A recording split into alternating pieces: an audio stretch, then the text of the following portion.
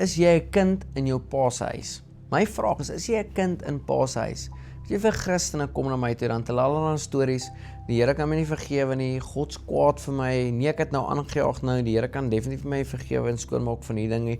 Dit is so groot, niemand kan nie eens beskryf hoeveel ek aangevang het. Die vrou het haar tasse gepak en gegaan, kinders is kwaad vir my. Mense gaan deur rowwe goed en dan kom hulle tot by hulle eie conclusion dat God's nou klaar met hulle. God niks meer met hulle uit te waai nie. En dan is daar mense daar buitekant wat daai goed preek. Jy weet, is jy iets soos een keer gered, altyd gered nie. Jy moet heeltyd gered raak. Heeltyd. Jy kan nie net een keer gered wees. Jy moet heeltyd gered raak. As jy 'n fout maak, moet jy weer gered raak. Nee, as jy nou opgeslip het, dan moet jy weer gered raak. Nou ek stem saam dat daai ouens het 'n groot vrees dat as jy preek een keer gered, altyd gered, gaan mense sê hulle is lief vir Jesus, hulle gee hulle lewe vir hom en dan maak hulle net wat hulle wil. Ek wil vir jou sê, 'n ou wat sê hy kies Jesus en hy maak net wat hy wil, het nog nooit Jesus werklik in sy hart gekies nie. 'n Persoon wat in sy hart vasglo dat Jesus die seun van God is, hy is weergebore en geesvervuld. Hou hom nie besig met dinge van die wêreld nie. Dis 'n kind van die Here. Die Bybel sê kinders van die Here kan onderskei raak. Gaan lees dit 1 Johannes. Kinders van die Here kan onderskei raak tussen kinders van die duiwel. Kinders van die Here hou nie aan met sonde nie. Kinders van die duiwel doen. Hy sê kinders van die Here lieg nie. Kinders van die duiwel doen, want die duiwel lieg al van die begin af. Hulle praat net hulle native language. Hy praat huistaal. Hulle huistaal is om te jok. Hulle huistaal is om te sondig. Hulle huistaal is om te doen die dinge wat die duiwel doen, want hulle is uit hom uit gebore. Nou sê vir my, nee, ek sê jy die duiwel se kind uit gebore nie.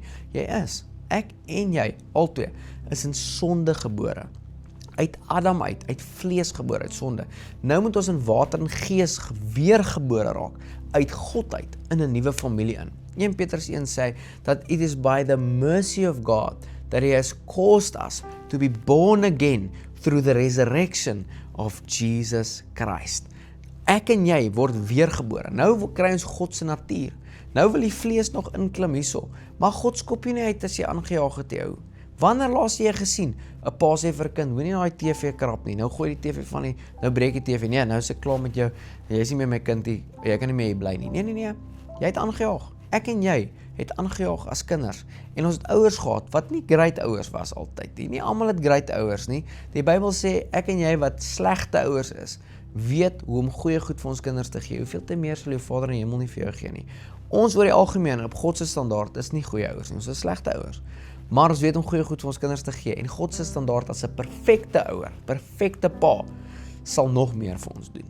Nou kom ek en jy, as slegte ouers, ons skop die kinders uit wat aanjaag nie. Ons dissiplineer hulle. Jy wiks daai boutjies, hok jou, vat jou foon af, hoor jy niks screen time vir jou nie.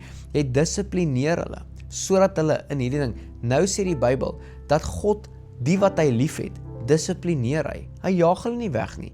Jy is nie ongered as jy opgeslip het nie. Jy het ook tot bekering gekom laasweek en hierdie naweek het jy weer geparty. Nou is jy nie ongered nie. Jy het 'n gedenkpatroon wat moet verander, my chom. Jy het laasweek jou lewe vir Jesus gegee by die kerk. Hierdie week moet anders lyk. Hierdie naweek is dit nie meer kuier vir jou nie. Hierdie naweek is daar nie meer brandewyn saam met die vleisie op die koring. Jy het anders lyk. Saam met 'n lewe wat vir Jesus gegee word, kom 'n getransformeerde lewe kom saam met dit. As daar nie transformasie plaasvind nie, dan betwyfel ek, het jy werklik jou lewe vir Jesus gegee. Maar ek wil hê jy moet vandag weet dat God nie vir jou kwaad is nie. En God skop jou net sy huis uit wanneer jy opgeslip het nie. Die enigste plek waar jy nooit weer welkom in sy huis is wanneer jy kies, ek wil nie daar wees. Jy kies teen Jesus. Jy kies heeltemal nie vir hom. Jy kies in totale ongeloof. Hy is nie vir jou nie, jy haat God, jy wil niks van hom doen nie, ek's weg. Maar solank jou hart 'n begeerte het om God tevrede te stel en heeltyd terugkom na hom, toe jy jou lewe konstant neer te lê by hom, dan is daar so 'n plek wat God inkom. Dissipline vind plaas, jy leer, jy groei en oor tyd sien jy doen nie meer die dinge wat jy gedoen het nie, want daar was 'n transformasie wat plaasvind. Party ouens is onmiddellik, ander ouens vat bietjie langer. Het jy nou hy gesegde, hulle is al lank al uit die army uit, maar die army is nog nie uit hulle uit nie, maar is minder as wat dit was die eerste week nadat hulle uit die army uitkom. Dit vat 'n gedagtepatroon om dit verander, en ek wil jou vandag bemoedig, God is nie kwaad vir jou nie, jy is 'n seun en 'n dogter in sy huis, en ek en jy kan aan pa toe kom en sê, pa, is jammer ons het aangevang, so jammer ons het aangevang. Jy weet, daar so 'n gesegdetjie wat sê, ons jy tipies in godsdienst en tradisie of onder die wet is, en jy jaag aan, soos 'n kind, wat aanjaag, dan sê ek het aangejaag, my pa gaan my doodmaak. Maar onder genade sê jy, ek het aangejaag, ek moet my pa nou vertel van dit. Hoekom moet ek vir pa vertel? Want wanneer ek hom vertel, gaan hy my toemaak in liefde, hy gaan my dissiplineer in liefde, en hy gaan my leer hoe om nie weer hier op te eindig nie.